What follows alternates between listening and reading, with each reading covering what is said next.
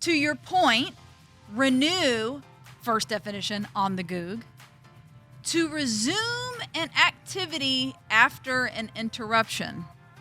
Oh. So again, back to whatever your faith is,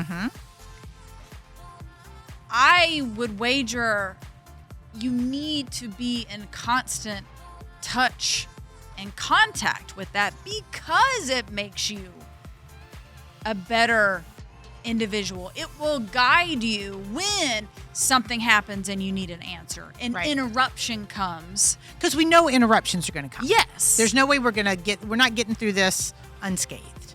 100%. That's I life. like that. Yeah. I like that. But that's true. So when the interruptions come, which this obviously was a big one. 9/11 was a big one. Yes. Pandemic was a big. There were we get interruptions. We're continually going to be bombarded with interruptions. But I just feel like an expression of faith, the expression of here's who I trust, here's why I trust. That's what prayer is, just the verbalization of that. I feel like that is a good way to renew or reset or kind of get back into where you need to go. And I feel like that's what a lot of these people were doing. And you'll hear, my main thing is I want it to be more often. I want it to be before catastrophe. Right. Like you said, there's interruptions. Not all interruptions are catastrophic, for sure. But I feel like the catastrophic ones are the ones that catapult people. And maybe it may be your aha moment. If what happened with him and what happened with Dano, Dan praying on air, if that made 10 more people go, man, that, if he miraculously makes some good improvements and we see some great outcomes, if people go, oh, that prayer worked. I mean, that's the cool thing. If they go, oh, this worked, then maybe more people do it. But I think the two components is, one, I want people to have complete trust and complete confidence in something, whatever it is. God, higher power, universe. I've heard a bunch of them. For me, it's God, but I want people to have complete trust and confidence in something. But two, I want them to not be afraid to verbalize that. And I think that's key. Instead of shutting it down, get curious about it. Right.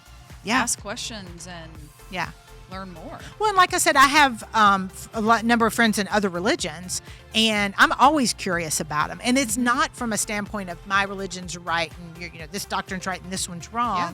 It's more like, tell me what your beliefs are. Why do you feel this way? What is the history? I'm trying to learn. I'm seeking to understand. And I think that goes back to the cancel culture that we've talked about before. The whole reason people are cutting people off and mad at, upset with other religions or intolerant of other religions or ready to cancel Tim Tebow and his precious little self. And, whatever it is, it's because they aren't seeking to understand first. They're just saying, this is not in agreement with me. This is not the same thing I think. So it goes back to, if the thunks they're thinking are not the same as you, it doesn't give you the right to just say, you can't do that. Yeah. You shouldn't do that. But I think I said on a previous show that I love opposing viewpoints, because it's either going to challenge me to look at something differently or learn something new, or it actually confirms what I believed in the first place. Right. So I love having that back and forth. And if we just shut that down, then you don't get that from both. But angles. There's a difference between a back and forth dialogue and a seeking information and understanding than a you're wrong and here's what I think. Absolutely. So there's a way to present it. And I've seen this, and you guys know I try not to pick on the 20s and the millennials, but I do sometimes. Whitney is one, so I can say, not 20. Oh, you've graduated to your 30s now. I have. I think I'm still considered you're an older millennial. But yeah, I'm on the But back that's end one of it. the discussions we've had, and it's stereotypical. And I pre-apologize for that. Y'all can cancel me if you need to. But it's one of the things where the generation is very equipped educationally. There's a lot, ever since they were born, there was information at their fingertips. They could look up anything. They can, and what I've found as an adult is and now with the interwebs, I can back up any argument on the internet, any argument on either side of it. Yep. And so what I've seen in younger generations, not everybody, but younger, a lot of times it's like, here's my belief and here's everything to back it up. The stats, the data, the numbers, the quotes, all the things to back it up, with no seeking of understanding about the opposing viewpoint. And that's where I challenge everybody, whatever your position is on faith, is let's just figure out. I'm not saying it's wrong to not have faith. I'm just saying it helps me a heck of a lot. So if people could just take a minute to say, okay, what has this done for us in this situation? Get curious. Why were all these people, why did every guy out there drop to their knees? Why did all of a sudden these big guys that we think are these tough macho, and they are, but what was making them break down in tears? I mean, I'm a sympathy crier, so literally I'm seeing all these like O-line guys out there like sobbing, and I start crying, and I didn't even know who the player was. But if we could really seek to put ourselves in other people's position, and this is why my suggestion, or what I'm trying to implore people who are faith-based and aren't afraid to talk about their faith, is to do it more, to share the good stuff, to share how it's helped, to share how prayer has helped. Because if you do that, then maybe, just maybe, the other people that are out there will get curious and start asking questions and start wanting to check it out themselves. We want them to check out the good stuff. Is it appropriate to quote Mike Tyson on this episode?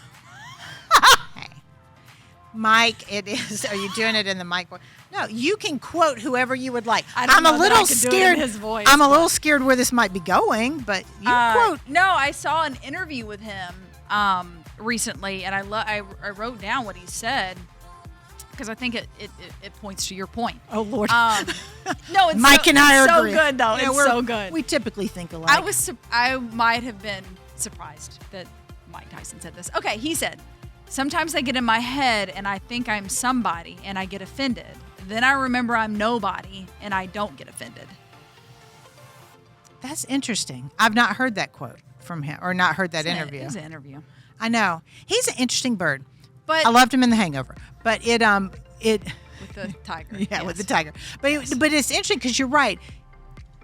That makes a lot of sense, because if it's really about getting rid of ego. Yes. Like faith in a higher power, in God, in somebody else, is laying down your ego enough to say, I can't do this by myself. Yes. I can't fix this by myself. I can't grow as much as I can grow, use all my strengths by myself. That's what faith really is about, is trusting and expanding that. And Mike Tyson, look at that. I'll have to find the interview and send it to you. But it's also, that back and forth, I go back to respect of perhaps we just shouldn't be so easily offended.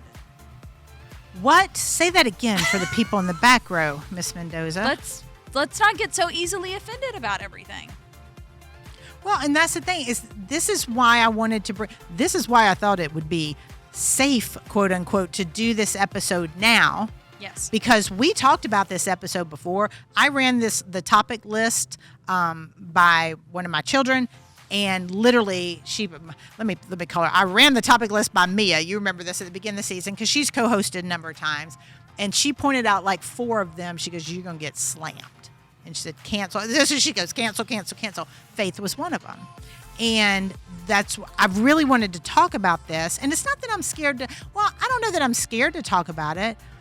But there is a little bit of fear, like people going to be like, oh my God, she's, now it's a religious podcast or whatever, which is cool. Y'all can think whatever you want to think. But I was hesitant to. And now, because everybody, all of a sudden now I'm not going to say it's cool, but people are embracing it. And I hate that it takes a catastrophe, but unfortunately, I feel like a lot of times it takes something catastrophic to bring people together and to bring them to the same side of the table, if you will. And avoiding generalities. Just because I say I'm X doesn't mean I'm Y. Mm-hmm. And we communicate those generalities Yep. across the board too.